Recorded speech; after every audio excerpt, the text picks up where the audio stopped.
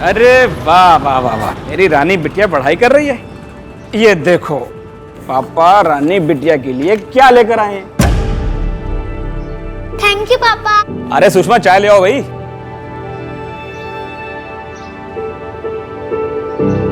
Mummy ये सवाल समझ नहीं आना, समझाना प्लीज। बेटा अभी नहीं, मैं खाना बना लूं फिर बताती हूँ।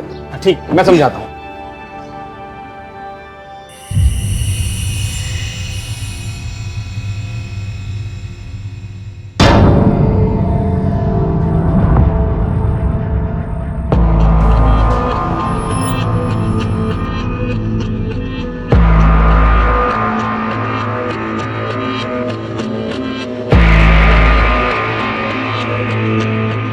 हेलो जाने मन, कैसी हो?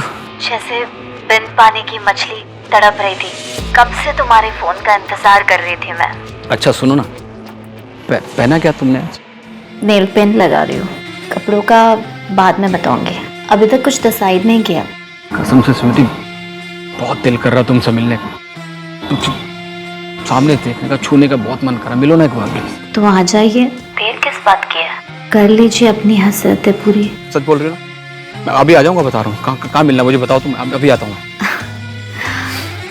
रुको, एक फोटो भेजिए सिर्फ तुम्हारे लिए।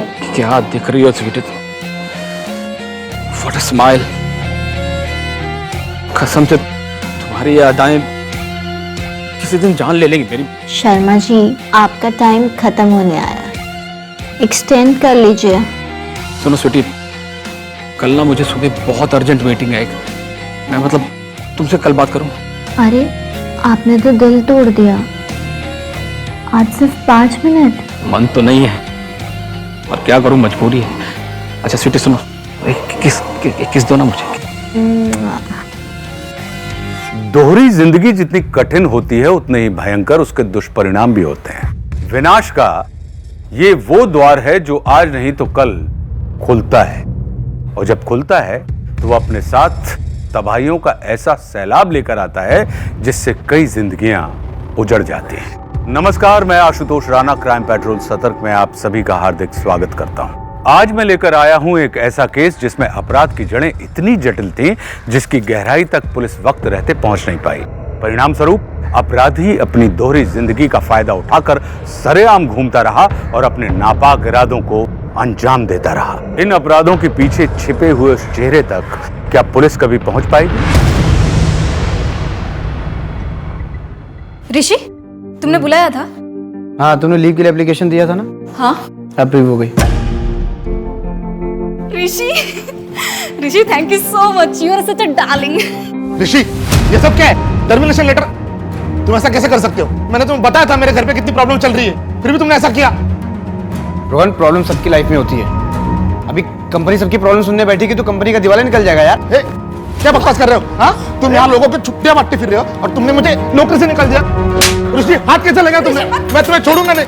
यार, मैं तुम्हें छोड़ूगा नहीं ऋषि, मैं तुम्हें छोड़ूंगा नहीं, याद रखना। ये हो गया मेरा सूरज रेडी। ममता जल्दी करो यार, लेट हो रहा है, मंडे ट्रैफिक हो जाएगा। हाँ हाँ, आ गई आ गई आ गई। कैसी लग रही हो? अच्छी लग रही है।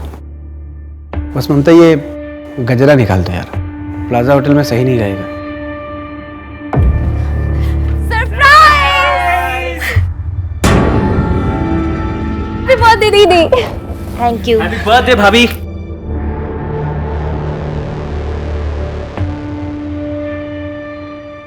आप लोग कहीं जा रहे हैं क्या? हाँ, हम लोग बाहर डिनर पे जा रहे थे। एक्चुअली बड़ी मुश्किल से रिजर्वेशन मिला। हम कल कहीं और चले जाएंगे, आज घर पे सेलिब्रेट करते हैं। आप कुछ ऑर्डर कर दीजिए ना प्लीज।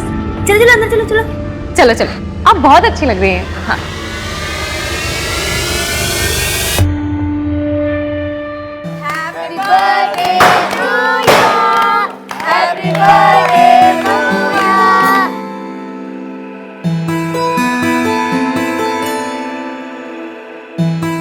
ऋषि, तेरा वो क्रिप्टो करेंसी का रेट कितना बढ़ा? कल तक बढ़ा हुआ था यार, लेकिन आज थोड़ा मार्केट डाउन है। मार्केट है ऊपर नीचे होता रहता है, लेकिन डिजिटल करेंसी इंडिया का फ्यूचर है। सही है यार।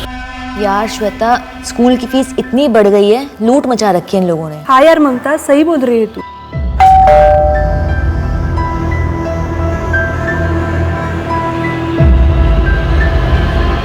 कहाँ है मेरी ब्यूटीफुल भाभी? भाभी हैप्पी बर्थडे। Thank you. अच्छा, ये करण को कैसे पता चला तुम्हारा बर्थडे है? मुझे कैसे पता ऋषि? मैंने थोड़ा ना बताया है। सॉरी, मैंने तुम्हारा मूड खराब कर दिया। एक्चुअली करण को देखते ना मुझे गुस्सा आ जाता है। मुझे उस पर बिल्कुल भी भरोसा नहीं है। अब तुम्हारे पर पूरा भरोसा है। हर मर्द की ना यही फेवरेट लाइन होती है। मम्मी मम्मी बचाओ, मम्मी मम्मी मम्मी बचाओ, मम्मी उधर कोई तो है, मम्मी मम्मी। आपका बैग। मैं क्या सोच रही थी कि सूरज को ना आज स्कूल नहीं भेजते हैं, वो बहुत डरा हुआ है। हाँ ठीक है, मैं भी ऑफिस से जल्दी आने की कोशिश करूंगा। चलो मैं निकलता हूँ।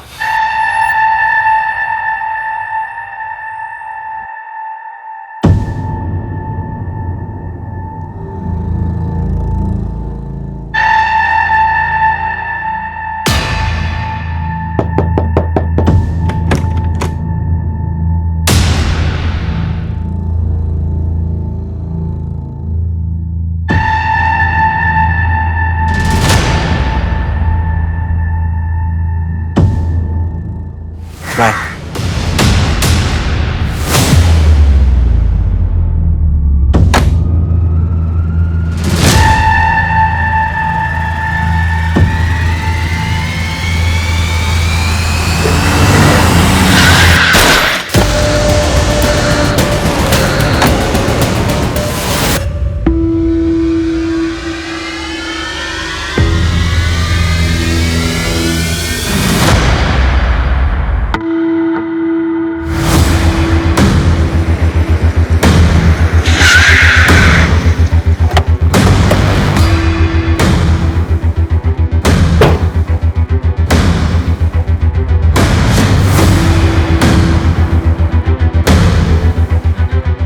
माथुर, कोई फाउल प्ले? नहीं मैडम, विक्टिम का नाम ऋषि व्यास था। एक काम करो, फैमिली को इन्फॉर्म कर दो और एक्सीडेंटल डेथ रिपोर्ट फाइल कर दो। Okay madam.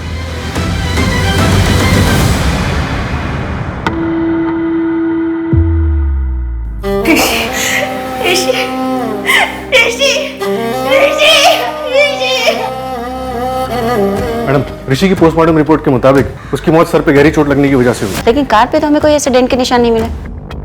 इसका मतलब एक्सीडेंट इतनी फोर्सफुली नहीं हुआ कि ऑन द स्पॉट डेथ हो जाए। हाँ मैडम, अजीब बात तो है। और एक बात मैडम, ये ऋषि व्यास प्रीति पुष्कर का जीजा है। प्रीति पुष्कर समीर पुष्कर की वाइफ है नहीं? हाँ मैडम, प्रीति और ममता दोनों कजन है। कितने साल हुए इनकी शादी को? 5 साल। भैया 45 तो बहुत ज्यादा है, 35 थे ना, आप 40 लगा। अरे किस बात के 40 रुपए कह रही हो यार प्रीति तुम? 35 रुपए से 1 रुपए ज्यादा नहीं देंगे, लेना तो लो, नहीं तो अपना। अब इतने में नहीं हो पाएगा। तो फिर एक काम करो, अब जाओ। यार प्रीति, ऐसे लोगों ने सर पे नहीं चढ़ाते यार। और तुम ऐसे पैसे बांटती रहोगी तो फिर तो हमने खोल लिया रेस्टोरेंट। समीर, उसकी बीवी बीमार थी। तो हमने ठेका ले रखा है इस बात का। अच्छा ठीक है, तुम गुस्सा मत हो, तुम बैठो, मैं चाय लेकर आती हूँ। सुनो प्रीति, आज शाम को तुम ममता दीदी के यहाँ पे जा रही हो ना? हाँ तो आते हुए ऑटो मत करना, मैं तुम्हें बाइक से पिक करूंगा। ठीक है।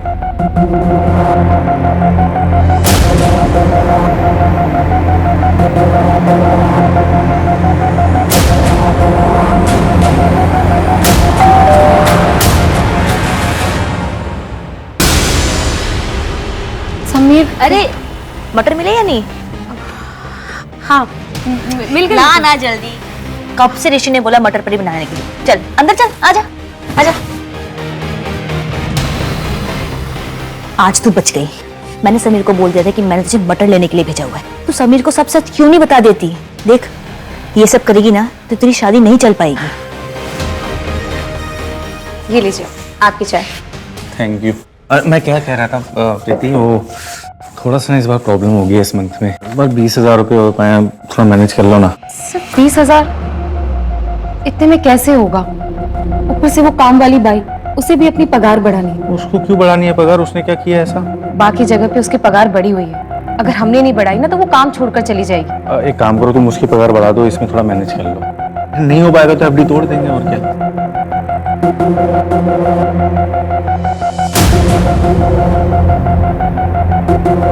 समीर, डॉक्टर ने बोला है कि अगर इस बार भी मैं प्रेग्नेंट नहीं हुई तो आईवीएफ कराना पड़ेगा।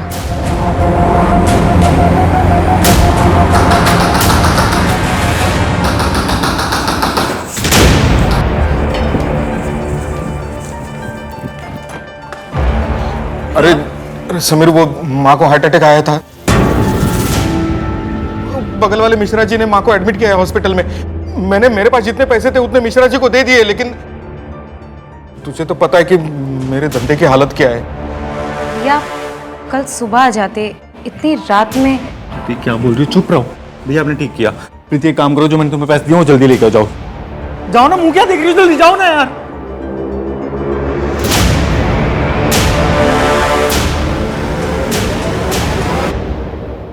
लेकिन तरुण भैया की भी तो कोई जिम्मेदारी बनती है ना, सब कुछ तुम ही क्यों करते हो? समीर, तुम समझते क्यों नहीं हो कि अगर हमें आईवीएफ कराना पड़ा तो बहुत खर्चा आएगा, ऊपर से बच्चा पालने की जिम्मेदारी भी तो होगी। इसलिए अपने आप को दिन रात घिस रहा हूँ ताकि अपने रेस्टोरेंट खोलने का सपना पूरा कर सकूं। मुझे नहीं चाहिए कोई रेस्टोरेंट, ये मेरा सपना कभी नहीं था। समझ में आया तुम्हें? तुम अच्छी कुक हो, इसलिए मैंने रेस्टोरेंट खोलने का फैसला किया था। हाँ, ये फैसला तुम्हारा था। मुझसे पूछा तुमने? मुझे नहीं बनना कोई शेफ, समझ में आया? ठीक है फिर, मुझे भी नहीं करनी जॉब। नहीं रहना मुझे ऑफिस में, नहीं करना एक्स्ट्रा आवर्स काम, नहीं सुननी मुझे बॉस की गाली। करता हूँ ना मजबूरी में, नहीं करना चाहता हूँ। इतना अपसेट और डिप्रेस रहता हूँ, फ्री पिज्जा के नाइट में स्टैंड अप कॉमेडी करता हूँ। क्यों? क्योंकि मुझे घर चलाना है। और एक बात याद रखना प्रीति, आगे से मेरे घर वालों को एक शब्द मत बोलना तुम बस।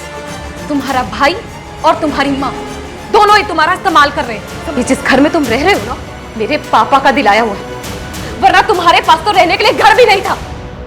लूजर हो तुम, ना मुझे बच्चा दे सके, ना ही लाइफ में कुछ कर सके। चले क्यों नहीं जाते मेरी लाइफ से तुम?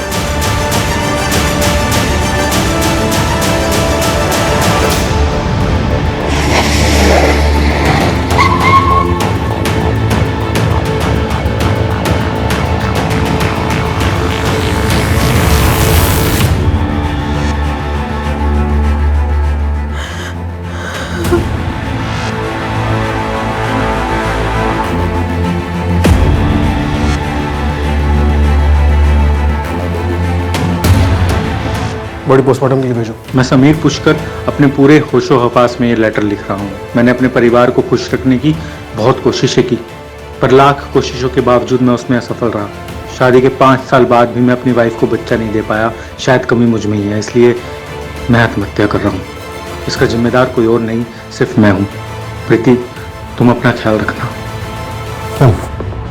समीर ने एक दुकान रेंट पे ली थी, रेस्टोरेंट खोलने का काम चल रहा था और ऑफिस में भी उसका प्रमोशन होने वाला था, पर शायद पैसों की काफी तंगी चल रही थी उसे।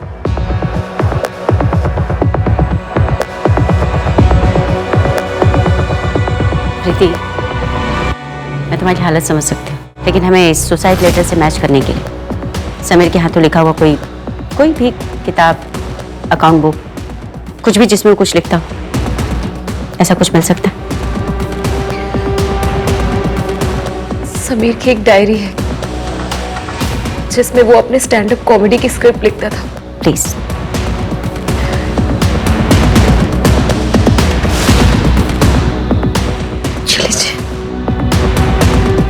मैडम, सुसाइड नोट की हैंडराइटिंग समीर की डायरी की हैंडराइटिंग से मैच हो गई है। इसका मतलब समीर वाकई में डिप्रेस था, इसलिए उसने सुसाइड कर लिया। हो सकता है मैडम, लेकिन पोस्टमार्टम रिपोर्ट के मुताबिक उसके ब्लड में ज़ेनोथ्रोल के ट्रेसेस मिले हैं, जो कि एक एंटी एंजाइटी ड्रग है।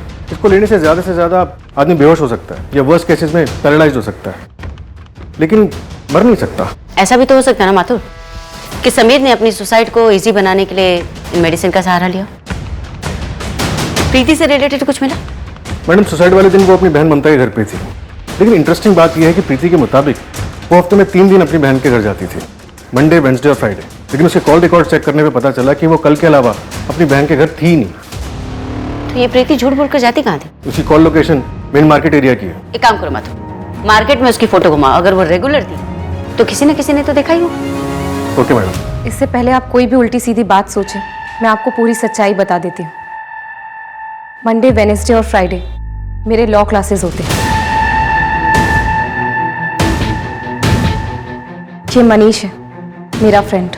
लॉ क्लासेस में मेरे साथ ही पढ़ता है। आप चाहे तो मेरी क्लासेस के नंबर ले सकती हैं, वहां जाकर आप तसल्ली कर सकती हैं। तो तुम अपने पति समीर को झूठ क्यों बोलती थी? क्योंकि वो नहीं चाहते थे कि मैं लॉ करूं। वो मुझे अपने रेस्टोरेंट में शेफ बनाना चाहते थे, लेकिन मुझे लॉ करना था। मैं उन्हें हर्ट भी नहीं करना चाहती थी। मैम, आपके और कोई सवाल है तो आप मुझसे डायरेक्टली पूछ सकती हैं। ठीक है, तो डायरेक्टली ही पूछ लेती। कहीं ऐसा तो नहीं कि तुमने अपने पति समीर को मार दिया और उसकी मौत को सुसाइड का नाम देने की कोशिश कर रही हैं? ये क्या बोल रही हैं मैम आप? मैं अपने पति से बहुत प्यार करती हूँ। वो डिप्रेस थे, इसीलिए उन्होंने सुसाइड किया। मुझे छोड़। इस केस को आत्महत्या करार दे दिया गया था। हालांकि जांच अधिकारियों को यह केस खटक रहा था, पर अपनी जांच को आगे बढ़ाने के लिए उनके पास कोई ठोस सबूत नहीं था। 5 सालों बाद प्रीति के परिवार में फिर से एक हत्या हुई। क्या सच में अतीत में पुलिस से कुछ छूट गया था या पुलिस अंधेरे में निशाना लगा रही थी? अतीत से जुड़ी इन कहानियों के बीच ऋषि की हत्या सुलझने की जगह उलझती चली जा रही थी।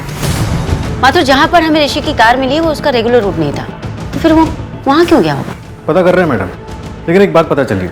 ऑफिस के बाद ऋषि मेन मार्केट एरिया में रुका था, जो उसके घर के रास्ते में पड़ता है। चलो मान लेते हैं शायद किसी से मिलने गया हो। और किससे? कॉल रिकॉर्ड्स में तो कुछ नहीं मिला। शायद ऑफिस के लैंडलाइन से कॉल किया, डिटेल्स मंगवाई है। उसके ऑफिस में कुछ मिला? एक एक्स एम्प्लॉई रोहन, ऋषि की रिपोर्ट की वजह से रोहन को 3 महीने पहले टर्मिनेट किया गया था। दोनों का झगड़ा भी हुआ था। क्या बकवास कर रहे हो? तुमने मुझे नौकरी से निकाल दिया। मैं तुझे छोड़ूंगा नहीं ऋषि, मैं तुझे छोड़ूंगा नहीं। मुझे नौकरी से निकाल दिया, इसलिए मैं ऋषि को मार दूंगा। कुछ भी बोल रहे हैं आप लोग। 3 महीने हो गए तुम्हें टर्मिनेट हुए हैं। उसके बाद तुमने कई इंटरव्यूज दिए, लेकिन तुम्हें जॉब नहीं मिली। इसका जिम्मेदार तुम कहीं ना कहीं ऋषि को ही मानते होंगे। आप लोगों को नहीं लगता? मुझसे ज्यादा श्रुति के पास रीजन था। Rishi, thank you so much, you are such a darling. Madam, Rishi के मोबाइल से ऑनलाइन वीकली पैसे ट्रांसफर हो रहे थे सपना माथुर को। सपना माथुर? और हादसे वाले दिन ऋषि सपना माथुर से ही मिलने गया था मार्केट एरिया में।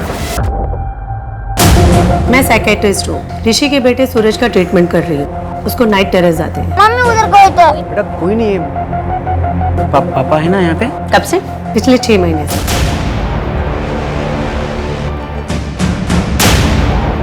मैडम, रोहन सही कह रहा था। श्रुति ने ऋषि के खिलाफ सेक्सुअल हैरेसमेंट का केस फाइल किया था। Rishi, thank you so much, you are such a darling. और उसको 2 महीने बाद श्रुति को कंपनी से निकाल दिया गया। फिलहाल उसका एड्रेस ट्रेस कर रहे हैं, उसने शहर चेंज किया।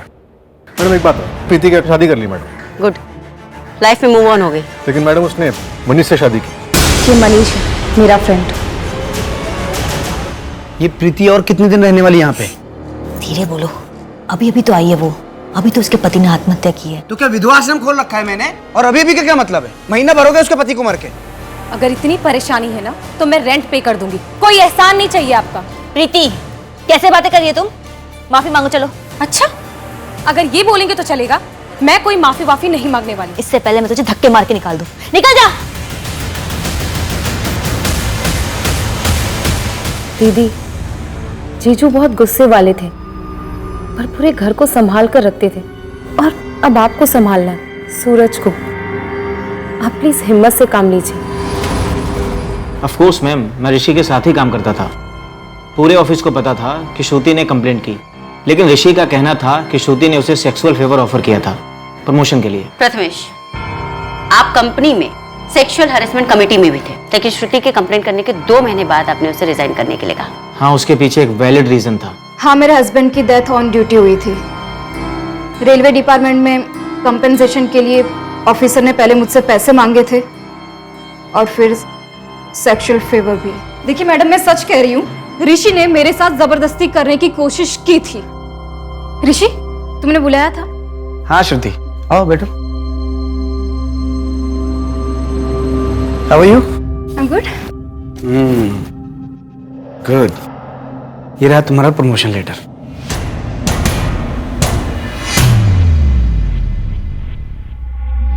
ऋषि, thank you so much, you are such a darling.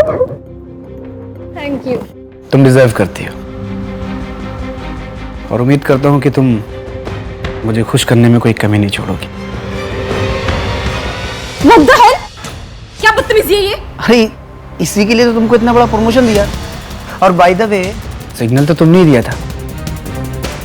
Rishi, yes, you're such a darling. दिमाग खराब है तुम्हारा? ऋषि, ऋषि क्या कर रहे हो? नो नो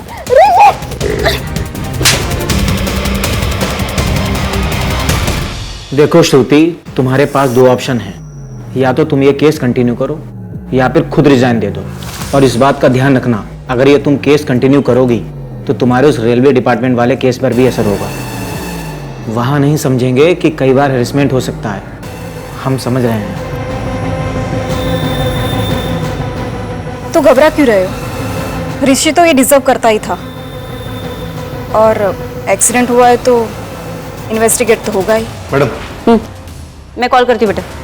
मैडम एक इंटरेस्टिंग बात पता चली। प्रीति फिलहाल एक लॉ फर्म में इन्वेस्टिगेटिंग फॉरेंसिक ऑफिसर की पोस्ट पे काम कर रही है। फॉरेंसिक? यस मैडम, उसने अपने मास्टर्स फॉरेंसिक साइंस में किए थे और उसके बाद लॉ किया। इससे ऋषि के बारे में कोई और इन्फॉर्मेशन? नहीं मैडम, अभी तक कुछ सामने नहीं आया। सूरज, अब तो तेरे पापा मर गए, अब तेरी स्कूल की फीस और ट्यूशन की फीस कौन भरेगा? मम्मी है ना, वो काम करेगी। अच्छा चल, मेरा घर आ गया, ठीक है, बाय बाय।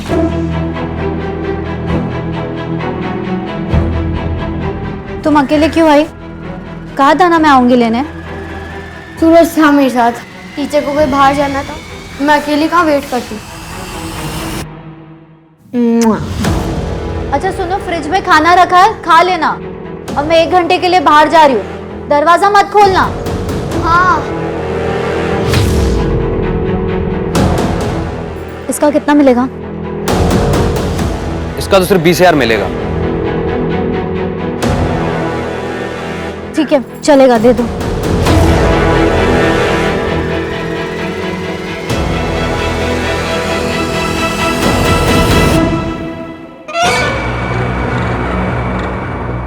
ये लो, 20,000 है। इतने में तो खुद ही कर ले। अच्छा सुनो, प्लीज एक बार मुझे अपने बॉस से मिलवा दो प्लीज। वो किसी से नहीं मिलते। सिर्फ एक बार, प्लीज प्लीज। ठीक है, सोमवार 3 बजे यहीं पर।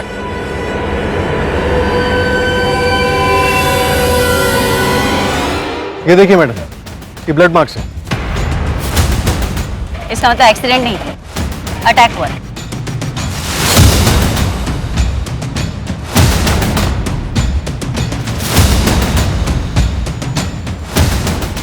माथुर, यहाँ पर तो बहुत चहल पहल रहती है, किसी ने देखा कैसे नहीं? तब दोपहर का वक्त था मैडम, थोड़ा खाली रहता है। गाड़ी यहाँ पर रुकी होगी तभी ये टायर के निशान। यहाँ पर ऋषि पर अटैक हुआ होगा।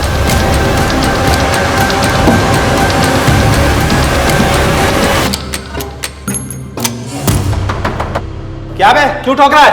मैडम श्रुति का तो कुछ पता नहीं चला, लेकिन ऋषि और प्रीति के बीच एक लिंक मिला है। समीर की मौत के बाद तकरीबन 2 सालों तक ऋषि ने प्रीति के अकाउंट में पैसे ट्रांसफर किए थे प्रॉपर्टी का केस लड़ने के लिए। कैसी प्रॉपर्टी? मेरे भाई के चिता की आग अभी तक ठंडी भी नहीं हुई और तू अपने आशिक के साथ गुलछर्रे उड़ा रही है। याद रखना, मेरी प्रॉपर्टी में से तुझे एक ढेला भी नहीं दूंगा मैं। सब कुछ हमारा खरीदा हुआ है, हर चीज में समीर के पैसे लगे। अब आज वो नहीं है तो आप हर चीज हड़पना चाहते हैं? ये मैं होने नहीं दूंगी, कोर्ट तक घसीटूंगी आपको। तुझे जहां जाना है वहां जा, लेकिन मैं तुझे एक फूटी कौड़ी नहीं दूंगा प्रॉपर्टी में से। प्रीति, कोर्ट केस लड़ने में मैं तुम्हारी हेल्प कर सकता हूँ, लेकिन केस सेटल होने तक तुम शादी नहीं कर सकती।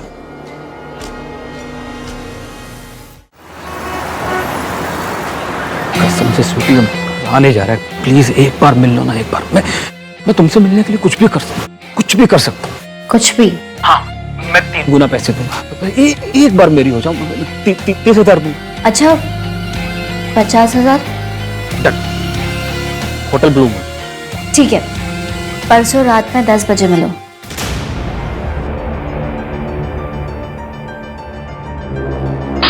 हाँ तो फिर से? माँ को हार्ट अटैक आया है, बाईपास करना पड़ेगा, बहुत पैसे लगेंगे। तुम टेंशन मत लेना, सब ठीक हो जाएगा।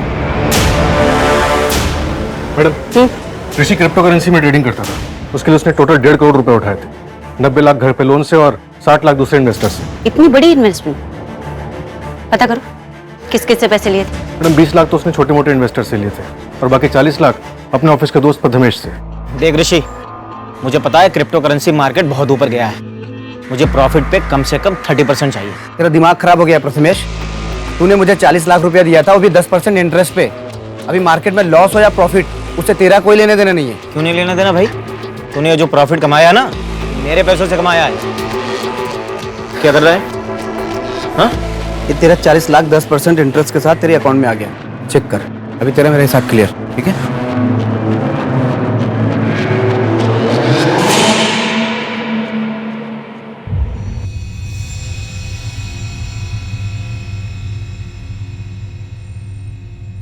दीदी, क्लेम कब सेटल होगा?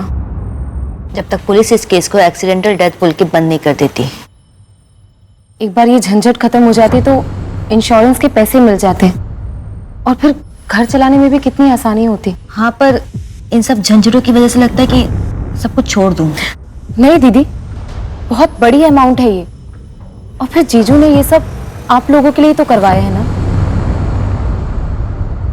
1 करोड़ का लाइफ इंश्योरेंस? हाँ मैडम, लेकिन ये क्लेम अभी तक सेटल नहीं हुआ है, जब तक कि हम मर्डर को रूल आउट नहीं कर देते। मैडम, रोहन की सीडीआर रिपोर्ट से पता चला है कि लगातार वो एक नंबर से बात कर रहा है। कहाँ का नंबर है? दिल्ली का है मैडम। किसका? अर्चना मिश्रा के नाम से रजिस्टर्ड है। अर्चना मिश्रा?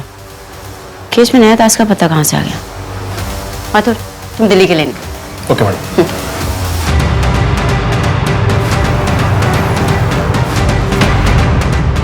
श्रुति जी, आप कौन? अर्चना मिश्रा कौन है? मेरी बड़ी बहन है। पर बात क्या है? हाँ, मैं रोहन के कांटेक्ट में थी, दोस्त है मेरा। पर इसका मतलब ये नहीं कि हम दोनों ने मिलकर ऋषि को मार दिया है। मैंने आपसे ये तो नहीं पूछा। तो पूछेंगी। अब दिल्ली से मुझे यहाँ पे गोलगप्पे खाने के लिए तो बुलाया नहीं होगा। बहुत स्मार्ट है, तो सच भी खुद ही बता दीजिए। सच ये है कि मैंने कुछ नहीं किया। मैं सिर्फ ऋषि की लाइफ हेल बनाना चाहती थी, इसलिए रेजिग्नेशन देने के बाद मैं उसकी वाइफ को मिलने गई थी जब ऋषि आउट ऑफ स्टेशन था कॉन्फ्रेंस के लिए। ममता, मैं तुम्हें ये बताने के लिए आई हूँ कि तुम्हारा हस्बैंड एक नंबर का लीचड़ इंसान है। उसने मुझे हरास करने की कोशिश की, और जब मैंने उसको मना किया ऑफिस। ये क्या है? ये किसने किया? क्या चाहिए आपको? आप ये बताइए। ऋषि ने किया ना ये? साला कमीना, तुम्हारे साथ भी? देखिए, आप जो भी हैं, मेरे पति के बारे में उल्टा सीधा मत बोलिए प्लीज। ममता, तुम कैसी औरत हो? जिससे मार खाती हो उसी की पूजा करती हो। छोड़ दो उसे। अपनी बकवास बंद करो एंड प्लीज दोबारा यहाँ मत आना, प्लीज।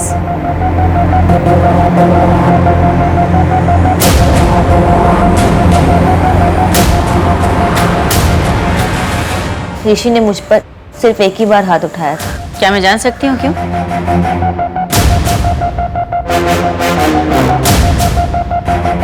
कॉफी। थैंक यू भाभी। अच्छा, तो मेरे पीठ पीछे सूरज की पढ़ाई के नाम पे ये सब चल रहा है घर में। चलता हूँ। कैसी बातें कर रहे हो तुम?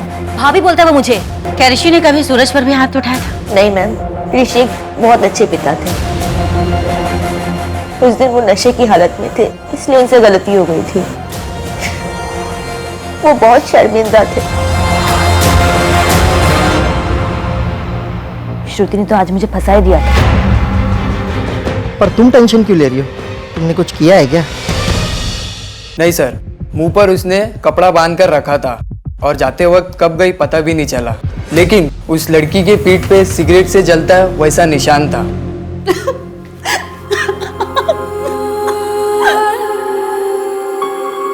मैडम, 4 लोगों का पता चला है जिनसे ऋषि ने कॉइन्स खरीदने के लिए पैसे उठाए थे। कौन कौन है वो? पुनीत राठौड़, जो उसके कॉलेज का दोस्त है, ऋषि का पड़ोसी पंकज, और उसके दूर के 2 कजन हार्दिक और गणेश। एक काम करते हैं, सबसे पूछताछ शुरू करते हैं। Okay madam. माथुर, मुझे एक डिटेल्स लिखवा के दो। Yes madam.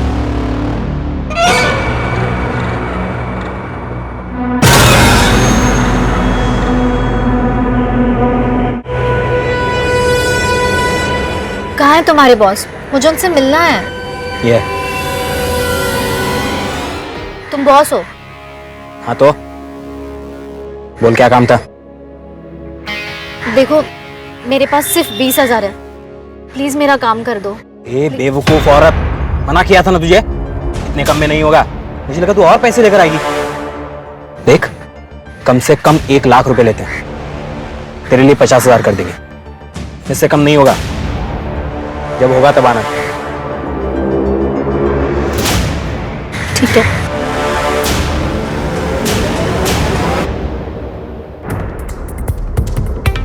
माथुर, ऋषि ने जिन 4 लोगों से पैसे लिए थे उसमें से तीसरा बंदा है ना? हाँ मैडम, हार्दिक नाम है इसका, और चौथा है गणेश। फिलहाल वो नागपुर में है, वहाँ के लोकल पुलिस को इन्फॉर्म कर दिया, वो लोग पूछताछ करेंगे। जी, हार्दिक पांडे का घर यही है? हाँ, हार्दिक मेरे हस्बैंड है। बुलाइए उन्हें। ऋषि व्यास मर्डर केस को लेकर उनसे कुछ पूछताछ करनी है। लेकिन हार्दिक का तो 20 तारीख को किडनैप हो गया है।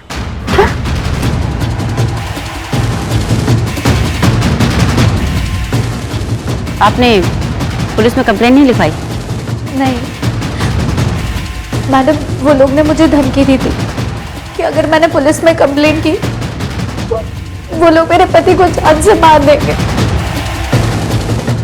किडनैपर ने आपको बड़ी मार्केट के पीछे कच्ची वाली सड़क पर पैसे लेकर बुलाए हैं ना? डोंट वरी, हमारी टीम वहां पर पहले से तैनात रहेगी। मैडम, मैंने तो पैसे दे दिए हैं। क्या?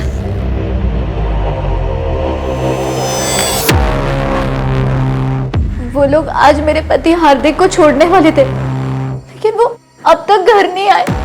माथुर, लोकल पुलिस स्टेशन को इस केस के बारे में अपडेट करो। Okay madam. क्या हार्दिक का कनेक्शन पहले किसी मर्डर केस में था? जी मैडम, जगत शर्मा नाम था विक्टिम का। वो एक मल्टीनेशनल कंपनी में काम करता था। छानबीन करने में ये पता चला कि जगत किसी ड्रीम गर्ल नाम की साइट का कस्टमर था, और ये ड्रीम गर्ल साइट हार्दिक के नाम रजिस्टर थी। ये तो हनी ट्रैपिंग का केस है। हाँ मैडम, एक लड़की ने मर्डर किया था। हालांकि होटल का कोई भी स्टाफ उसका चेहरा नहीं देख पाया, क्योंकि उस लड़की ने अपना मुंह कपड़े से ढका हुआ था। हार्दिक का आईपी एड्रेस हम ट्रैक कर ही रहे थे कि उसके पहले ही उसका किडनैप हो गया। माथुर, इस हार्दिक का नाम हमारे यहाँ ऋषि मर्डर केस में भी है और वहाँ जगत शर्मा मर्डर केस में भी। हम उससे सवाल करने वाले होते हैं और वो किडनैप हो जाता है। कहीं ऐसा तो नहीं कि कोई हमें गुमराह करने की कोशिश कर रहा है? मैडम, आप कहना चाहती हैं कि हार्दिक की किडनैपिंग फेक थी? हाँ, प्रीति बोल रही हूँ। मिलो ना एक बार। 1 मिनट का 500 और मिलने का 15,000, और वो भी सिर्फ आपके लिए। अभी आ जाऊंगा, बता रहा हूँ। कहाँ मिलना मुझे बताओ, तुम अभी आता हूँ।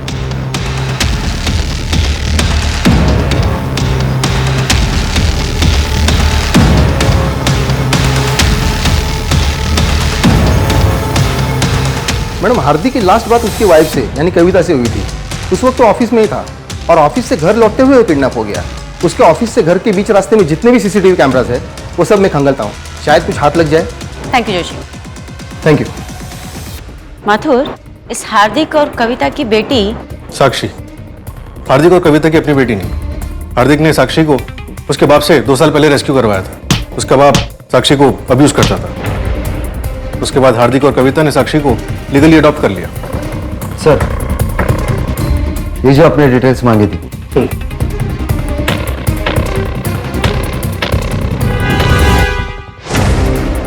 मैडम,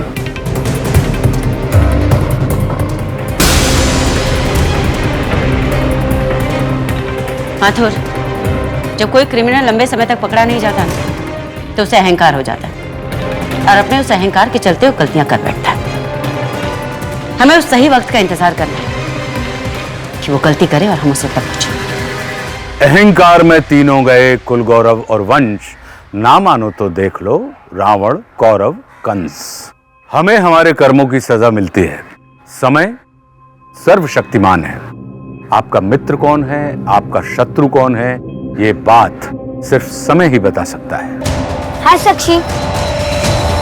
अच्छा सुनो, मैं 1 घंटे के बाद तुम दोनों को लेने आऊंगी, लेकिन अकेले घर मत आना, ठीक है?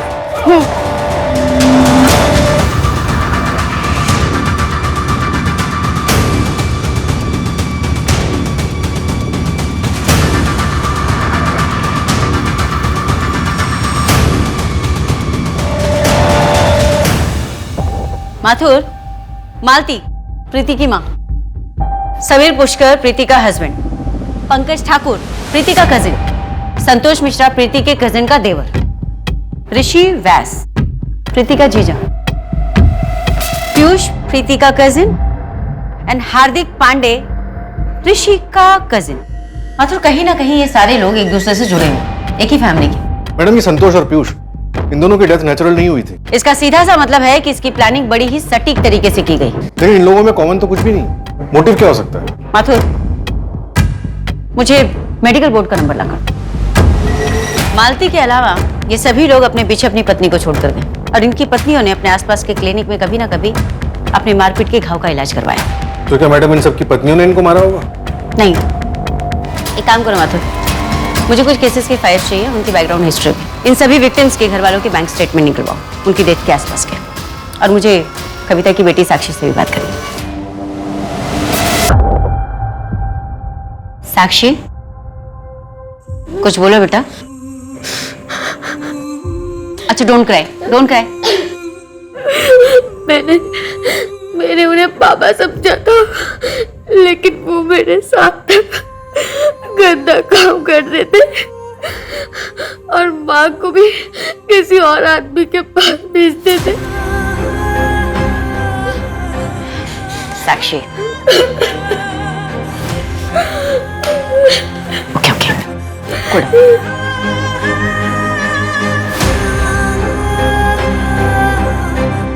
रुक,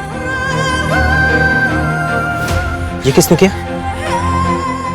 तुम टेंशन मत लेना, सब ठीक हो जाएगा। 1 मिनट का 500 और मिलने का 15,000, और वो भी सिर्फ आपके लिए। अच्छा, 50,000 ओके।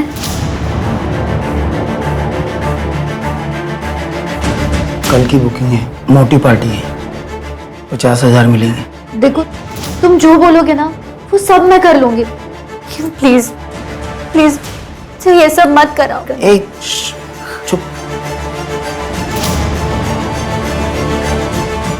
तुम रुको, मैं भी आता हूँ।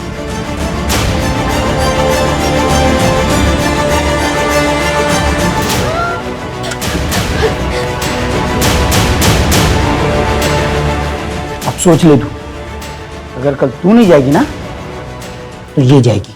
नहीं नहीं साक्षी नहीं, मैं जाऊंगी। हाँ पक्का मैं जाऊंगी, प्लीज मुझे छोड़ दो। Good girl. चल। हेलो, मैं स्वीटी, और आप? संजू, आपकी आवाज बहुत प्यारी है, आपसे मिलना चाहता हूँ। अरे इतनी जल्दी? पहले थोड़ी दोस्ती तो कर लो। तो दोस्ती के लिए कितने पैसे खर्च करने होंगे? अच्छी चीज कीमती होती है संजू। और हर कीमती चीज कैद में रखी जाती है। तुम्हारी बेटी साक्षी से बात हुई, तुम जगत से मिलने गई थी, जगत को तुमने मारा, तो फिर हार्दिक की सुपारी क्यों दी? उसे भी मार ही देती।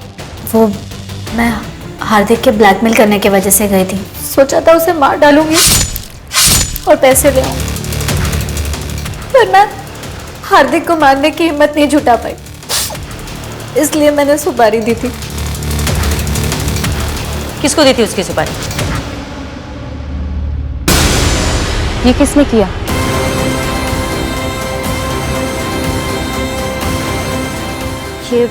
ये मेरे पति ने किया।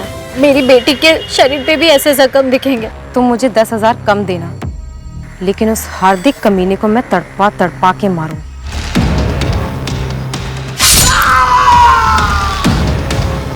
ड्रीम गर्ल की साइट तुम चलाती थी? हार्दिक के मरने के बाद वो साइट मैं चलाती थी। मैम, समीर ने सुसाइड किया था। ये लेटर जो समीर ने अपनी छुट्टी के लिए अपनी कंपनी को लिखा था, उसकी ओरिजिनल हैंडराइटिंग, ये उसका सुसाइड नोट, ये डायरी, दोनों की हैंडराइटिंग एक दूसरे से मैच करती जो तुमने लिखी। हुआ क्या?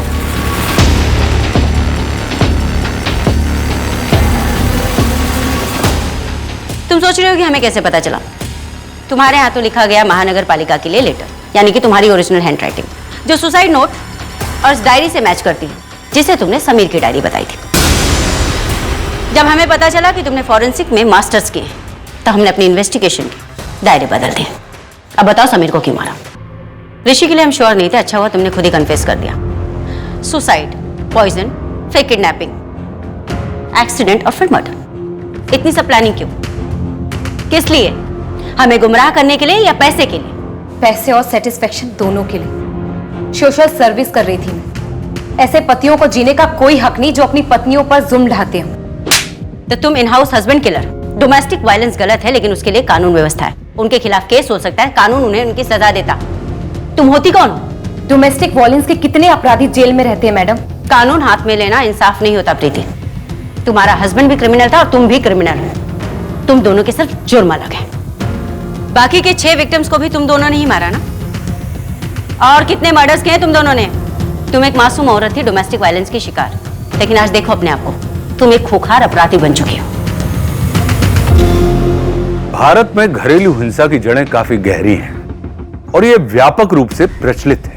नेशनल क्राइम रिकॉर्ड्स 2019 की रिपोर्ट के अनुसार महिलाओं के खिलाफ अपराधों के सभी 4,05,000 मामलों में से अधिकांश यानी कि लगभग 30.9% मामले धारा 498A के तहत दर्ज हुए हैं। इस धारा के तहत सिर्फ वही मामले दर्ज किए जाते हैं जिसमें पति या उसके रिश्तेदारों द्वारा क्रूरता की जाती है।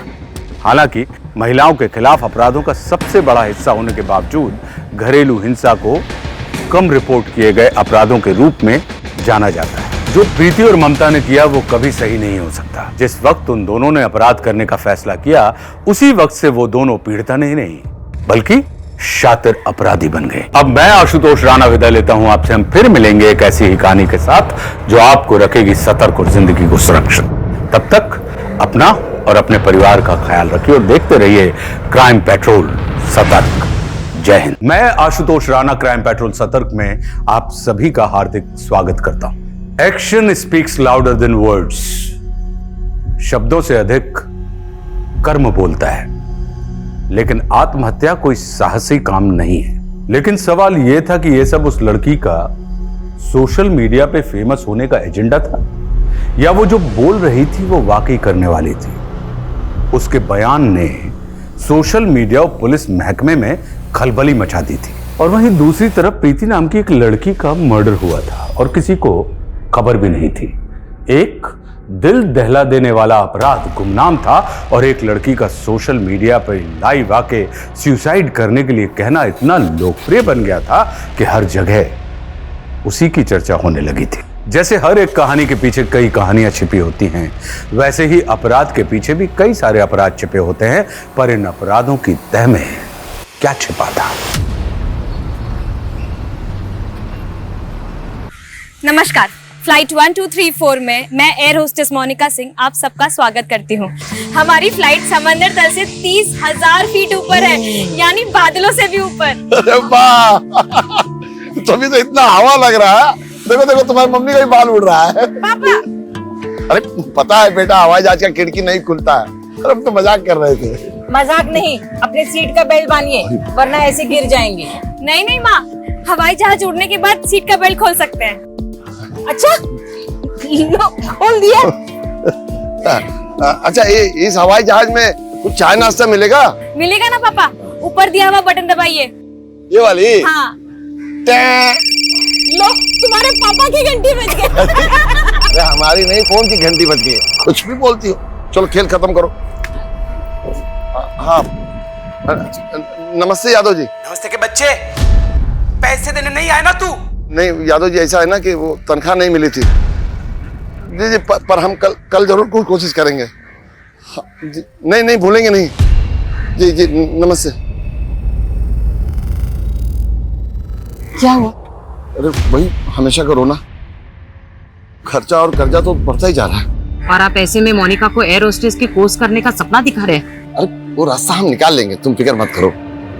तुम हमारे साथ नीचे चलो, जब तुमसे बात करना है। और बेटा मोनिका, तुम बिल्कुल फिक्र नहीं करना। हाँ, तुम अच्छे से अपना पढ़ाई पे ध्यान दो, ठीक है? आओ चलो नीचे चलो।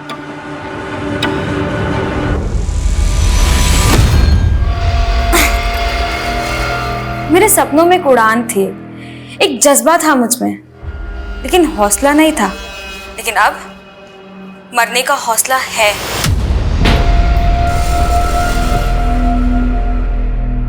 ये क्या? अभी तक 25,000 व्यूज भी नहीं हुए। कम ऑन गाइस, जल्दी से 30,000 व्यूज पहुंचाइए। मैं इंस्पेक्टर आदिल खान हूँ। आप मुझे बताओ आपकी प्रॉब्लम क्या है, पर ऐसा कोई कदम मत उठाना।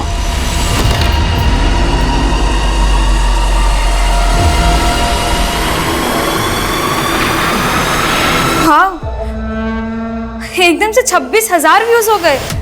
कीप इट अप और बढ़ाइए। ट्रेन की आवाज सुना कुछ? Yes sir. सर मुझे नहीं लगता वो लड़की इंदिरा नगर की होगी। यहाँ पर किसी ने उसका फोटो आइडेंटिफाई नहीं किया। साइबर टीम का कहना है कि लड़की जो सिम इस्तेमाल कर रही है वो फर्जी आईडी से लिया गया, इसलिए उसे ट्रेस कर पाना थोड़ा मुश्किल हो रहा है। लेकिन अभी उससे बातचीत के दौरान बैकग्राउंड में मैंने एक ट्रेन की आवाज़ सुनी है और इंदिरा नगर के वेस्टर्न पार्ट्स में ट्रेन ट्रैक्स हैं। लेकिन सर इंडिया में हर दूसरे इलाके के आसपास रेलवे ट्रैक्स हैं। देखो, हमें इस लड़की को किसी भी तरह से सुसाइड करने से रोकना है, ये हमारा फर्ज है। अभी के अभी इंदिरा नगर के उस पार्ट्स में जाओ जहाँ पे रेलवे ट्रैक्स हैं, वहाँ पे लोगों को इसकी तस्वीर दिखाओ, सीसीटीवी फुटेज खंगालो, शायद किसी ने उस लड़की को वहाँ पर देखा।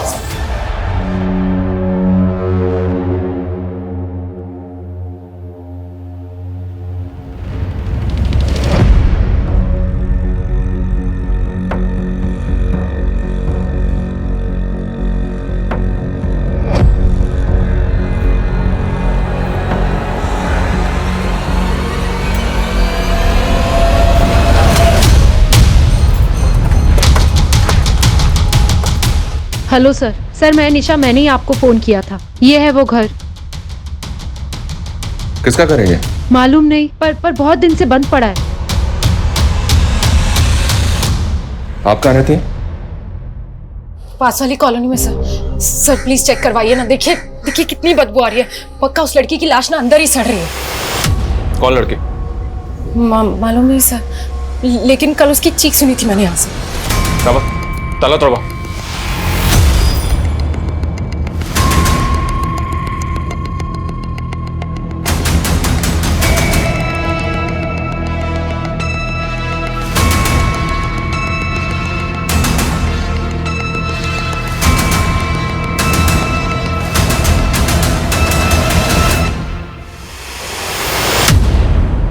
रेनू। सर यहाँ पड़ोस में रहते हैं। इनका कहना है कि इस घर में 1 साल से ताला लगा है। हाँ साहब, घर का मालिक तो दिल्ली में रहता है और घर बेचने को भी लगाया हुआ है। आपके कहने पे हमने बिना परमिशन लिए हुए इस घर पे छापा मार दिया, घर का ताला भी तोड़ दिया, पर मैं मिला क्या? मरे हुए चूहे? नहीं सर, मैं झूठ नहीं बोल रही हूँ। यहाँ मर्डर हुआ था, पर किसी ने शायद लाश गायब कर दिया। अच्छा, आपने खुद अपनी आंखों से देखा था मर्डर होते हुए? सर वो मैंने सपने में देखा था। What? सपना? हाँ सर, लेकिन वो सपना सच्चा था। मैंने एक बार लड़की को यहाँ आते हुए देखा है और सर कल सपने में देखा था उसका किसी ने मर्डर कर दिया सर यहीं पर। बस शुक्र मनाइए अभी तक आपको अंदर नहीं किया हमने, वरना आप सपने नहीं दिन में तारे देख रही होती। सर मेरा विश्वास कीजिए, यही मर्डर हुआ था सर। बस किसी ने ना उसकी लाश गायब कर दी है यहाँ से।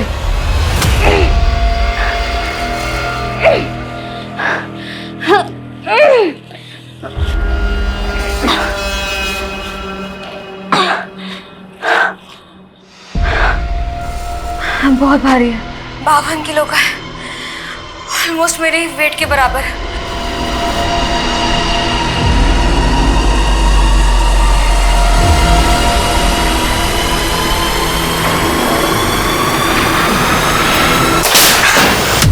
थैंक गॉड, अच्छा हुआ मैं इस फंदे के साथ नहीं लड़की हुई थी, वरना मेरा सुसाइड अटेम्प्ट तो फेल हो जाता। व्यूज बढ़ाने का अच्छा तरीका है, हाँ? हमें एंटरटेन करने के लिए थैंक यू।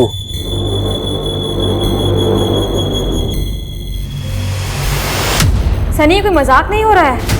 30,000 व्यूज कंप्लीट होने में सिर्फ 7 या 8 व्यूज बाकी है। कोई ड्रामा नहीं हो रहा है यहाँ पे।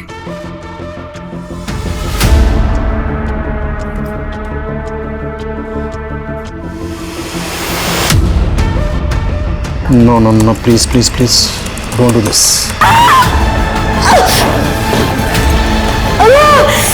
Oh shit, इसने तो अपना हाथ काट लिया। अरे मेरे भाई, ये सब नकली खून है, ये प्रैंक कर रही है, देखना अभी आगे। ये दर्द उस दर्द के आगे बहुत फीका है जो जिंदगी ने मुझे दिया है। और मेरी माँ ने तो मुझसे भी ज्यादा सहा है। 7 कट के मार्क थे मेरी माँ की बॉडी में। She was stabbed in front of my eyes brutally. देखो, अगर आप इसलिए सुसाइड कर रही हो कि आपकी माँ का कातिल पकड़ा नहीं गया, तो हम पर भरोसा रखिए, हम आपकी माँ के कातिल को पकड़ेंगे, लेकिन प्लीज प्लीज ऐसा कदम मत उठाइए। ये कलाई तो कट गई। अब 60,000 व्यूज पे दूसरी, 90,000 व्यूज पे और बड़ा, और फाइनली 1,00,000 व्यूज पे सुसाइड।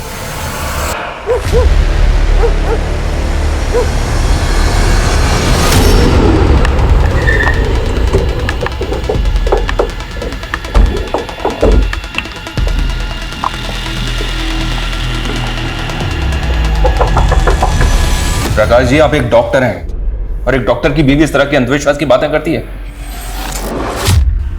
मैं अपनी बीवी की तरफ से आपसे माफी मांगता हूं। I am really sorry. लेकिन अगर अगली बार इन्होंने इस तरह की गलती की तो हम इनके खिलाफ एक सॉलिड केस दायर करेंगे। जी। तुम्हें मेरे अंदर भी भूत नजर आ रहा है? तुम्हें कितनी बार कहा है कि बिना पूछे तुम बाहर मत जाया करो। मगर प्रकाश, तुम तो मुझ पे भरोसा करो। मैं कह रही हूँ ना, मैंने उस लड़की का मर्डर होते हुए देखा है। तो सपने में देखा है तुमने? अगर सच में देखा होता तो उसकी लाश मिली कहीं पे। मगर प्रकाश, फालतू की बातें मत करो। रेडी हो जाओ, मैंने साइकियाट्रिस्ट के साथ अपॉइंटमेंट लिया, हम वहां पर जा रहे हैं। Get ready.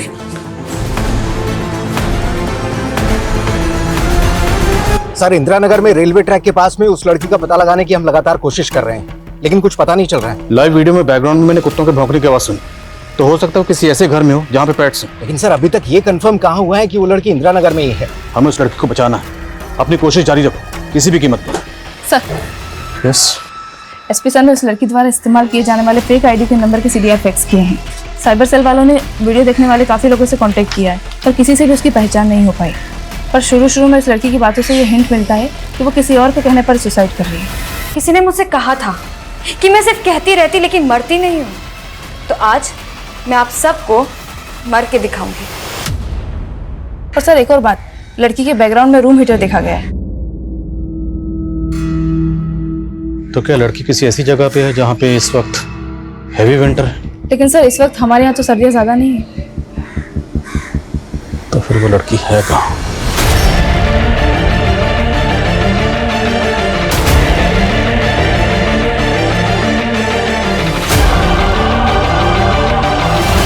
हाय रेवती। अच्छा सुन, मेरी एक हेल्प करेगी क्या? अपने एरिया के एसपी का नंबर मिल सकता है?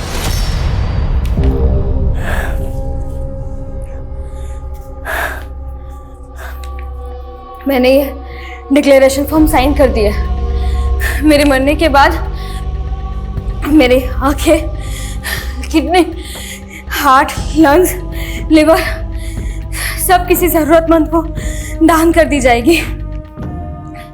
मेरी उम्मीदें भले ही मर गई हो, पर किसी और की उम्मीदें नहीं मरनी चाहिए। मोनिका, ये क्या कर रही हो तुम?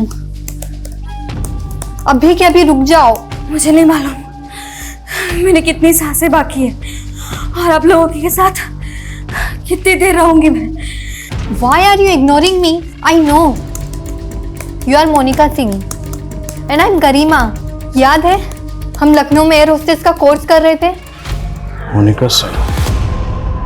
हम ये तो श्योर नहीं है कि लड़की इस वक्त इंदिरा नगर में है या नहीं है, लेकिन शायद ये लड़की लखनऊ की है, क्योंकि अभी लाइट टाइट के दौरान गरिमा ने इसे मोनिका सिंह के नाम से एड्रेस किया जो इसने इग्नोर किया। तुरंत साइबर टीम को इन्फॉर्म करो कि इस गरिमा से कांटेक्ट कर, हो सकता है इससे हमें इस लड़की का एड्रेस मिल जाए। Quick sir.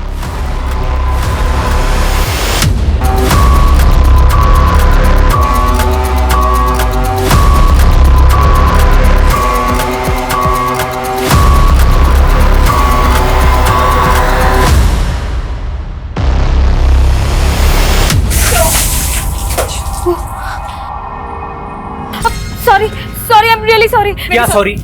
होली चल रही है क्या? सारे कपड़े गीले कर दिए। अरे कुणाल जी, पगला गए क्या? कोई ऐसे बात करता है अपने होने वाली पति से? हाँ कुणाल जी, आप आइए ना अंदर।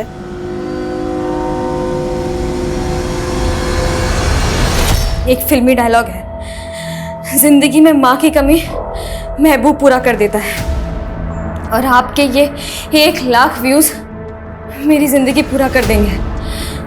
Come on guys, 60,000 views complete होने में सिर्फ 9,000 व्यूज बाकी है। भले इसके रूम में हीटर ऑन है, इससे बार बार पसीना आ रहा है। सर ये ऐसे एरिया में नहीं है जहाँ विंटर है, ये हमें भटकाने की कोशिश कर रही है। हाँ नेहा, सर साइबर टीम की गरिमा से बात हुई, वो लोग श्योर है कि लड़की मोनिका सिंह ही है। मोनिका 7 साल पहले एक इंस्टीट्यूट में गरिमा के साथ एयर होस्टेस का कोर्स कर रही थी, लेकिन कोर्स बीच में ही छोड़ दिया था उसने। मोनिका सिंह का एड्रेस मिला? जी सर, बाराबंकी का एक एड्रेस है जो इंस्टीट्यूट के रिकॉर्ड में है। क्या मैडम, आपकी फालतू की बात पे भरोसा नहीं किया मैंने, तो आपने एसपी सर से शिकायत कर दी मेरी कि मैं आपकी बात की सुनवाई नहीं कर रहा हूँ? क्योंकि सर आपने मुझे कहा उस घर में लाश भी तो नहीं मिली थी ना, कहाँ है लाश, दिखाइए हमें। क्योंकि सर किसी ने उस लाश को कार्पेट में लपेट के कूड़ेदान में डंप कर दिया है। सर मेरा भरोसा कीजिए प्लीज। सर यही देखिए। रेनू वहां उठो।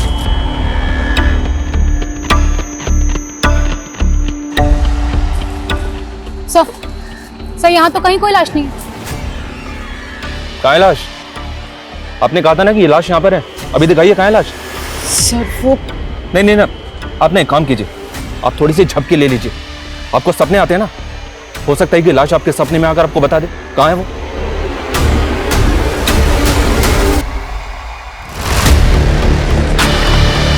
सर इधर। सर मोनिका सिंह अपने पेरेंट्स के साथ यहाँ रहती थी। पिछले 7 साल पहले वो लोग यहाँ से शिफ्ट हो गए और उसी दौरान शांति देवी का मर्डर हो गया था। मोनिका भी यही कह रही थी कि उसकी माँ का मर्डर हुआ था, उसकी माँ को इंसाफ नहीं मिला था। कुछ पता चला क्या केस था? सर लोकल पुलिस से बातचीत की तो उन्होंने बताया कि 7 साल से ये केस अनसॉल्व है और पड़ोसी ने बताया कि मोनिका को उस इन्वेस्टिगेटिव ऑफिसर पर शक था। कृष्णा जी, किसी पे आपको शक है? मतलब किसने मारा होगा आपकी बीवी को? मेरी माँ को मारा, मेरी माँ को साहब हमें नहीं मालूम सच क्या था, लेकिन इस हादसे के थोड़े दिनों बाद ही मोनिका और उसके पापा अचानक से पता नहीं कहाँ गायब हो गए। लेकिन जिस वक्त thank you ma'am, thank you. Jain sir. जी sir. Sir as of now we are not sure कि मोनिका इंदिरा नगर में ही है या। Okay sir. एसपी सर का फोन था। साइबर टीम ने कंफर्म किया कि मोनिका की लाइव लोकेशन इंदिरा नगर ही है। वो वहीं से वीपीएन के जरिए अपना आईपी एड्रेस जंप कर रही है। सर हो सकता है कि मोनिका और उसके फादर इंदिरा नगर में ही शिफ्ट हुए हों और वो अपने ही घर से बैठकर वीडियो बना रही है। तो फिर मोनिका का फादर कहाँ पे होगा? जो ऑफिसर मोनिका की माँ के मर्डर केस को हैंडल कर रहा था, मैं उनसे मिलता हूँ, शायद वहाँ से क्लू मिले। तुम यहीं रहो, कुछ भी अपडेट हो तो कॉल मी। सर चलो। सर यहाँ रेलवे ट्रैक के पास तो 3000 से ज़्यादा घर हैं। हमें अभी तक 11 ऐसे घरों के बारे में पता चला है जिनमें कुत्ते हैं, लेकिन फिलहाल ये पता नहीं चल रहा है कि लड़की कहाँ है। लड़की का नाम मोनिका सिंह है और उसके बाप का नाम है कृष्णा सिंह। मैं तुम्हें उसके बाप की तस्वीर भेजा हूँ, उस एरिया में वो तस्वीर दिखाओ, शायद कोई क्लू मिले। वो लड़की कुछ भी कर सकती है, जल्दी करो। Okay sir. So finally 60,000 views हो गए। अब मुझे मेरा दूसरा वादा निभाना पड़ेगा।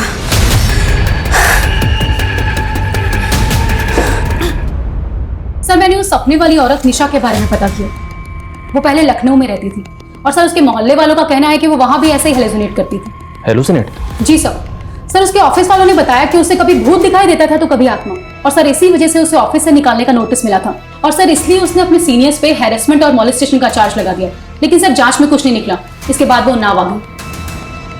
कहीं सबके पीछे निशा का कोई हिडन एजेंडा तो नहीं? इस निशा की सच्चाई मुझे एसपी सर के सामने पेश करनी है। इस निशा की वजह से मुझे एसपी सर से काफी कुछ सुनने को मिला। 90,000 व्यू होते मैं कुछ ऐसा करूंगी जो कानून की नजरों में गलत है, लेकिन मेरी नजरों में नहीं।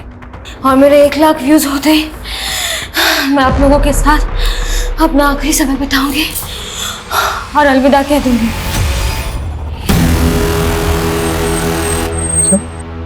पिस्टल? हाँ सर। सर पहले फेक आईडी का नंबर और अब पिस्टल। मुझे तो लग रहा है ये लड़की कहीं क्रिमिनल एक्टिविटी से जुड़ी है।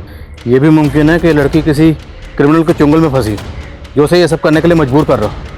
एक काम करो, जितने भी ऐसे सस्पिशियस और हिस्ट्री शीटर्स का इंदिरा नगर से ताल्लुक है, सबकी डिटेल्स निकलो और जल्दी करो। Okay sir.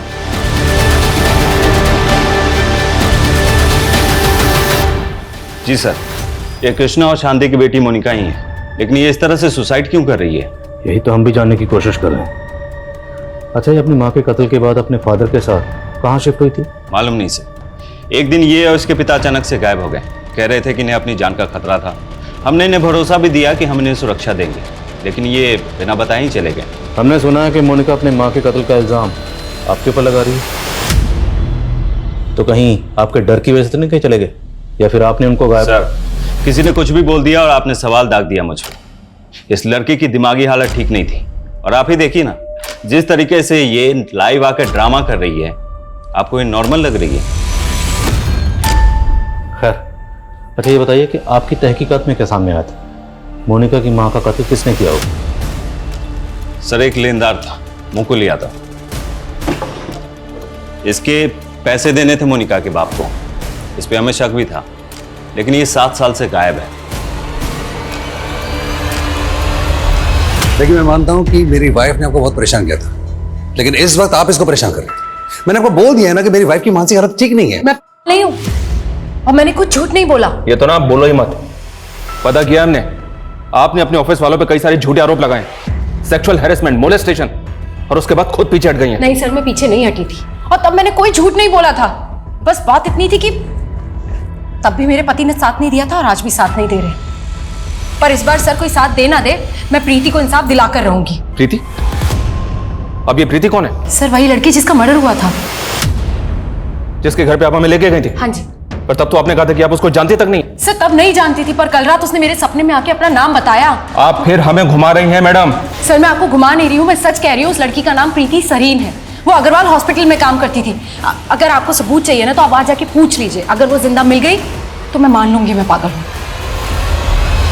कई मनोचिकित्सक, ज्ञानी, विचारशील व्यक्तियों का हवाला देकर या खुद के अनुभव के आधार पर हम ये कहते हैं कि हम जो भी सपने देखते हैं वो हमारे अंदर उमड़ रहे असंख्य विचारों का एक काल्पनिक दृश्य होता है। लेकिन ये सच्चाई थी कि प्रीति सरन का मर्डर हुआ था, किंतु अभी तक ये सच्चाई दुनिया के सामने नहीं आई थी। फिर निशा के सपने में वो कैसे दिखाई दी? ये सवाल इस केस का पैमाना ही बदल के रखने वाला था। वहीं दूसरी ओर मोनिका की तलाश में अब एक नया किरदार सामने आया था, मुकुल यादव, जिसे सीतापुर पुलिस मोनिका की मां का हत्यारा मान के पिछले 7 सालों से ढूंढ रही थी। वहीं उस केस के इन्वेस्टिगेटिव ऑफिसर एसआई जावेद की भूमिका भी सवालों के घेरे में थी। मोनिका के साथ ऐसा क्या हुआ था जो आज वो सोशल मीडिया पे लाइव आकर आत्महत्या का प्रयास कर रही थी? लेकिन इस कमरे में एक और ऐसी चीज है जो मेरा सुसाइड डिवाइस है। गैस कीजिए और मुझे बताइए कि वो क्या है। जी हाँ सर, प्रीति सरन हमारे यहाँ ही काम करती है, वो नर्स है यहाँ पर। कहाँ है वो? सर, वो तो काफी दिन पहले ही छुट्टी लेकर गांव चली गई। उसकी माँ का श्राद्ध था, पर उसने वापस ज्वाइन नहीं किया सर। मैंने उसे कांटेक्ट करने की कोशिश भी की थी, पर उसका फोन ही बंद आ रहा है। आप प्रीति का फोटो, उसका एड्रेस और उसका नंबर दीजिए। सर, मोनिका के फादर कृष्णा का जो नंबर मिला था वो पिछले 6 महीने से बाराबंकी के वशीता नगर में एक्टिव था, और सर उसी नंबर पे उस दौरान जागृति नाम की किसी लेडी से कंटिन्यू बात हुई थी। जागृति, इसका ये वशिष्ठ नगर वाला एड्रेस मुझे मैसेज करो।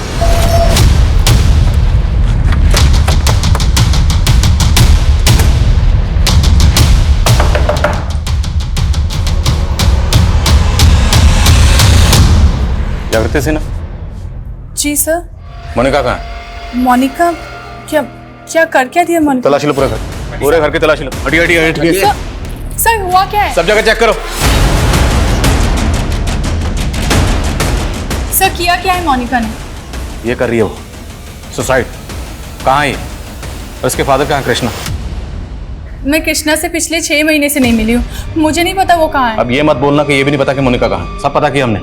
मोनिका के फादर कृष्णा से दूसरी शादी की थी ना आपने? लेकिन सर अब हम अलग हो चुके हैं। सर, कृष्णा ने अलग होने से पहले मोनिका की भी शादी कर दी थी। मोनिका अपने पति के साथ रहती थी। कौन है उसका पति? सब वो कुणाल यादव। कहाँ रहता है वो?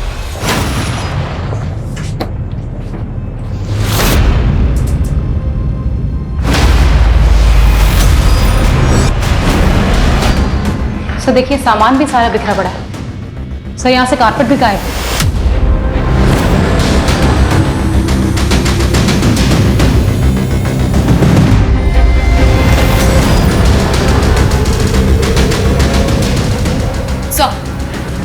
सर पड़ोस के लोग कह रहे हैं कि कई दिनों से प्रीति को किसी ने नहीं देखा है। और सर यहाँ की हालत देख के तो लग रहा है कि निशा सच कह रही थी, सच में प्रीति का खून हुआ है।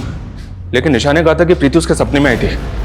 प्रीति का मर्डर उसने सपने में विटनेस किया और सपने में ही उसने देखा कि उसने प्रीति की लाश को कारपेट में लपेट कर डंप किया है, लेकिन हमें कोई लाश नहीं मिली। फिर उसने यह भी बताया कि प्रीति ने सपने में आकर उसे अपना नाम बताया, पर क्रिमिनल का नहीं। रेनू, ये सारी बातें ना मुझे एकदम इलॉजिकल लग रही हैं। कहीं ऐसा तो नहीं ये निशा हमारे साथ कोई गेम खेल रही है? सर मुझे 15 मिनट पहले ही पता चला कि मोनिका ने इस तरह लाइव आकर, प्लीज उसे बचा लीजिए सर। बचाएंगे, पहले ये बताओ इस वक्त वो है कहाँ? मालूम नहीं सर। तुम्हारी बीवी है, तुम्हें नहीं मानो? फेक आईडी का नंबर इस्तेमाल करके ये सब कर रही है। और वो पिस्टल वो कहाँ से है उसके पास? सर मुझे नहीं पता पिस्टल के बारे में। सर मैं तो 3 महीने पहले ही मोनिका से अलग हो गया था। दरअसल वो मेरी दूसरी बीवी थी। अपने बेटे की परवरिश के लिए मैंने उससे शादी की थी और सब कुछ ठीक चल रहा था सर, लेकिन उसके सपने बहुत बड़े थे। वो एयर होस्टेस बनना चाहती थी और मैं एक मिडिल क्लास आदमी। बस सर हमारे विचार नहीं मिल रहे थे और एक दिन वो रूठ कर मुझे छोड़ के अपने घर चली गई। अपने घर कहाँ? अपनी दूसरी माँ जागृति के यहाँ? हाँ सर। पर वो वहाँ नहीं है और जागृति ने भी हमें ऐसा कुछ नहीं बताया कि मोनिका तुम्हें छोड़ चुकी थी। वो पक्का झूठ बोल रही है सर। उसे मोनिका तो क्या, उसके पापा की भी नहीं पड़ी थी। और सर उसने मोनिका के पापा को भी अपने घर से बाहर निकाल दिया था। यही कोई 6 महीने पहले मैंने उन्हें आधार निवास में देखा था, तब मुझे पता चला सर। सुनो, तुम अभी घर मत आना, पुलिस अभी आके गई है। सर एक चौंकाने वाली अपडेट है। कुछ दिनों पहले बाराबंकी पुलिस को कूड़ेदान में एक लाश मिली थी जो कारपेट में लिपटी हुई थी। बाराबंकी पुलिस उस लाश की पहचान नहीं कर पाई है, लेकिन उस लाश का चेहरा प्रीति से मिलता है सर। निशा हमें उन्नाव के कूड़ेदान के पास लेके गई और प्रीति की लाश मिली बाराबंकी में। सर 1 साल पहले तक प्रीति अपनी माँ के साथ उस घर में रहती थी और अपनी माँ की मौत के बाद वहां से शिफ्ट हो गई। लेकिन रेनू, सवाल यह है, क्या निशा को वाकई में प्रीति के सपने आते हैं या मसला कुछ और है? क्योंकि निशा लगातार इस बात को बोल रही है कि वो प्रीति को जानती तक नहीं है। तो फिर इस मर्डर केस में ये भूत और सपने का क्या माजरा है? कमीने, तूने प्रीति को मारा है ना, मैं तेरी जान ले लूंगी, तुझे छोड़ूंगी नहीं। तू देख, तुझे जान से मार दूंगी, बिल्कुल भी नहीं छोड़ूंगी। सर मैंने सुरेंद्रनाथ आधार निवास में पता किया है, कृष्णा कल से वहां दिखाई नहीं दिया। अब मोनिका सुबह से लाइव है, तो फिर कृष्णा कहाँ है? सर एक अपडेट है। नेहा पता करो कृष्णा कहाँ है, मैं कॉल बैक करता हूँ। Sir yes sir, cyber cell ने ये फोटो भेजा है। मोनिका जिस फेक आईडी के नंबर से लाइव है, उसके सीडीआर में इस गोपाल दास का नंबर मिला है। कानपुर का रहने वाला है, लेकिन ये भी गायब है। कौन है गोपाल दास? 2 नंबर के धंधे करता है सर, कई हिस्ट्री शीटर से कांटेक्ट है इसका। और मोनिका जो नंबर इस्तेमाल कर रही है वो भी किसी हिस्ट्री शीटर का। आप लोग बार बार मुझसे मेरे मरने की वजह पूछ रहे थे ना, तो अब मैं उसी को मारने जा रही हूँ जो मेरे मरने की वजह है। सर ये लड़की कह रही है कि 90 के व्यूज के बाद किसी का मर्डर करेगी। आज मेरे अंत से पहले उसका अंत होगा।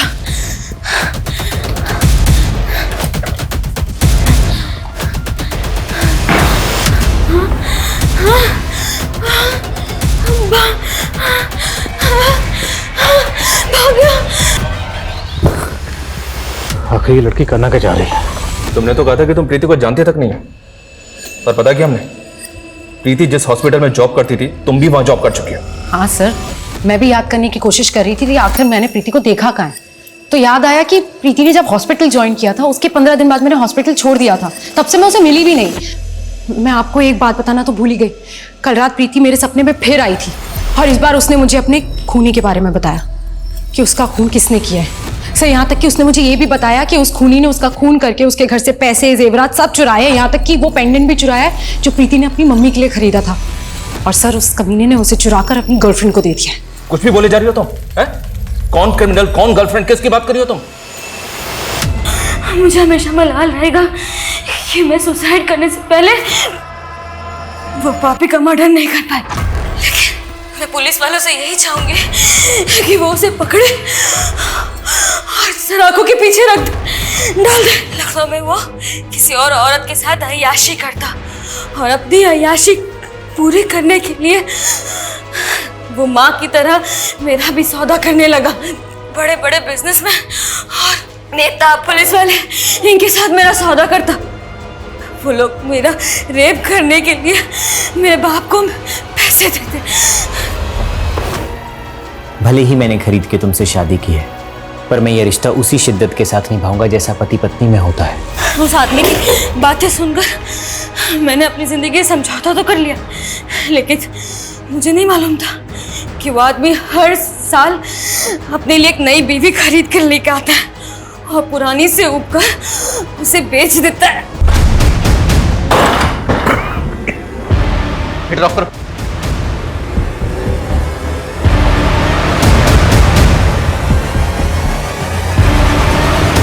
सर,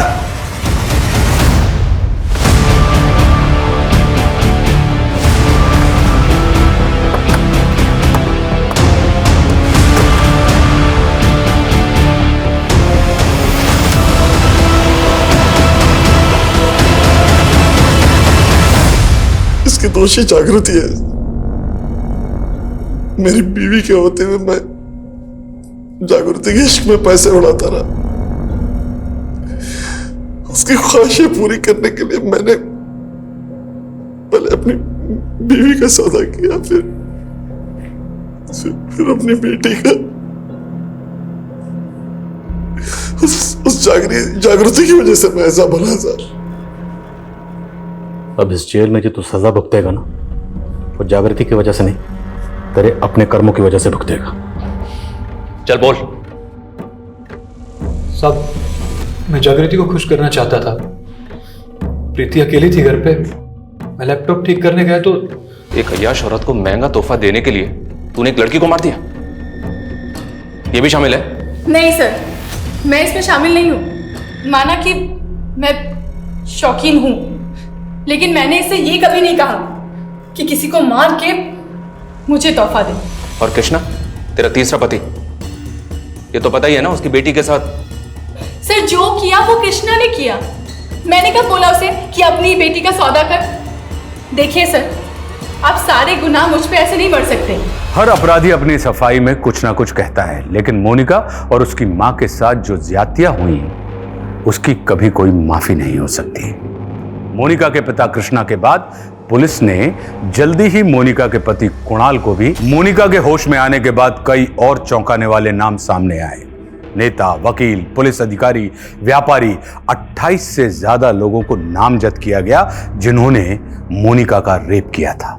लेकिन प्रीति सरन की हत्या का केस जिस तरह से सामने आया, उसकी विचित्रता आज भी रहस्य बनी हुई है। निशा की गवाही, उसकी बातें सब कुछ सच साबित हुई, लेकिन वो सच्चाई निशा ने सपने में देखी होगी, ये बात काफी चौंकाने वाली है। कई मनोचिकित्सक आज भी निशा की मनोस्थिति समझते हुए इस अविश्वसनीय सी लगने वाली घटना पर शोध कर रहे हैं, लेकिन दुनिया में अक्सर ऐसी घटनाएं हुई हैं या हो रही हैं जिनके पीछे कोई लॉजिक या फैक्ट नहीं होता। मैं आशुतोष राणा विदा लेता हूं आपसे। हम फिर मिलेंगे एक ऐसी ही कहानी के साथ जो आपको रखेगी सतर्क और जिंदगी को सुरक्षित। तब तक अपना और अपने परिवार का ख्याल रखिए और देखते रहिए क्राइम पेट्रोल सतर्क। जय हिंद। इस तरह के और भी एपिसोड देखने के लिए हमारे चैनल को सब्सक्राइब करें और बेल आइकन दबाना ना भूलें।